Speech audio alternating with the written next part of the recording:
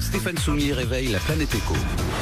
Good morning business. Bon, et puis à un moment, il y a des chiffres qui, vous disent qu'au moins vous avez tapé juste. Vincent Dafour, bonjour. Bonjour Stéphane. Vous étiez déjà venu nous voir pour lancer Care Labs.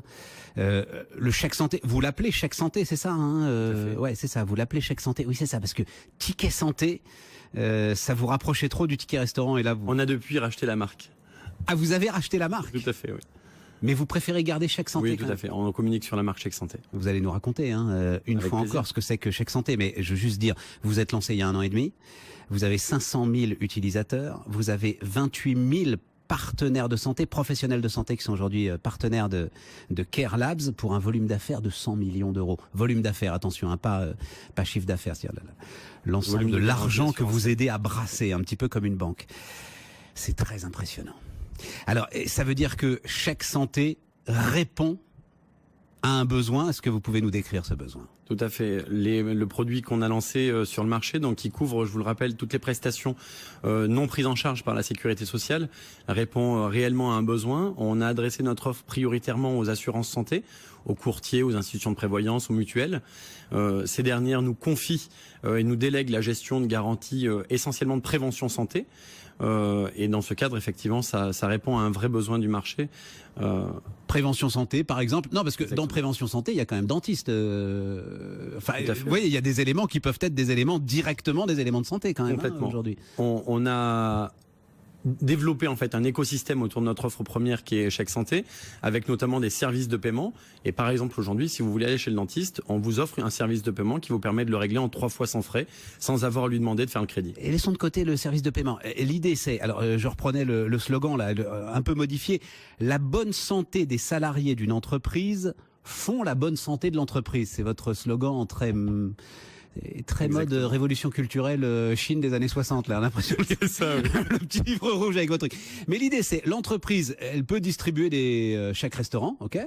Maintenant, elle peut distribuer aussi des chèques santé. Alors vous avez raison. Maintenant, l'entreprise peut le faire. On a dû attendre de longs mois avant que la possibilité de distribuer directement les chèques santé par l'employeur soit une réalité pour nous.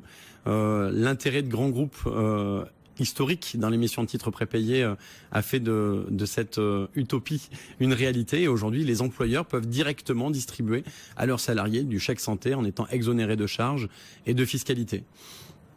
Pourquoi vous avez attendu longtemps? On a attendu longtemps parce que lorsqu'on a créé notre produit, et c'est pour ça qu'on avait légèrement pivoté en s'adressant prioritairement aux assureurs, dans un premier temps, en fait, on pensait adresser directement notre produit aux employeurs, aux RH, au comité d'entreprise. Nous avions eu un accord pour cela de l'URSSAF, de l'ACOS, qui nous l'a retiré quelques mois suivants. Et désormais... Sous pression de qui vous l'en retirez, les URSSAF? Non, mais alors pour le coup, la question, elle m'intéresse. Qui est-ce que ça dérange Alors, ce qui pouvait être interprété, c'était qu'effectivement, on allait ouvrir un champ supplémentaire autour de l'exonération de charges. Ouais, c'est ça. Sauf que nous entrions dans un cadre déjà existant qui est celui des chèques cadeaux. Et très clairement, il a été privilégié par notre gouvernement, donc et l'ACOS plus particulièrement, que un chèque cadeau fléché vers un produit à obsolescence programmée, par exemple, serait préférable d'être exonéré plutôt qu'un titre dédié à la prévention santé des salariés des entreprises. Me penchez pas sur l'obsolescence programmée parce que là on n'est pas sorti. Ouais, non mais c'est ça. Donc, plutôt qu'une boîte de chocolat, et pourquoi est-ce que je pourrais pas offrir à mes salariés un rendez-vous chez le kiné, quoi? Exactement. Voilà. Ou plus précisément chez un diététicien ou un psychologue, qu'importe. On adressait des verticales vraiment tout à fait pertinentes pour l'entreprise, ce qu'on pousse aujourd'hui encore plus fort autour des troubles musculo-squelettiques, autour de l'addiction par exemple, ou bien autour des risques psychosociaux. Les employeurs sont tout à fait disposés à acquérir ce produit, et aujourd'hui c'est une réalité. C'est possible. Et donc on n'est pas seulement dans la santé qu'on pourrait dire santé de confort, vous rentrez dans le dur aussi de la santé là, avec les thèmes que vous venez de décrire aujourd'hui, Vincent. Alors on rentre dans le dur de la santé effectivement, avec une offre que l'on adresse sur de la prévention, mais qu'elle soit primaire, secondaire ou tertiaire. On a par exemple lancé des opérations autour du sport sur ordonnance, des pilotes qui ont pu aboutir sur un projet de loi, notamment grâce à Madame Fournéron, qui est aujourd'hui promulguée.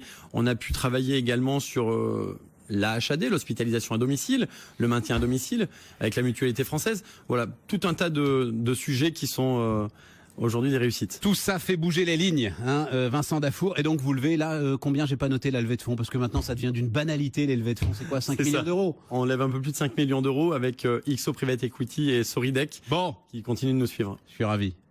Merci Stéphane. Care Labs, Vincent Dafour sur BFM Business. Rétromobile.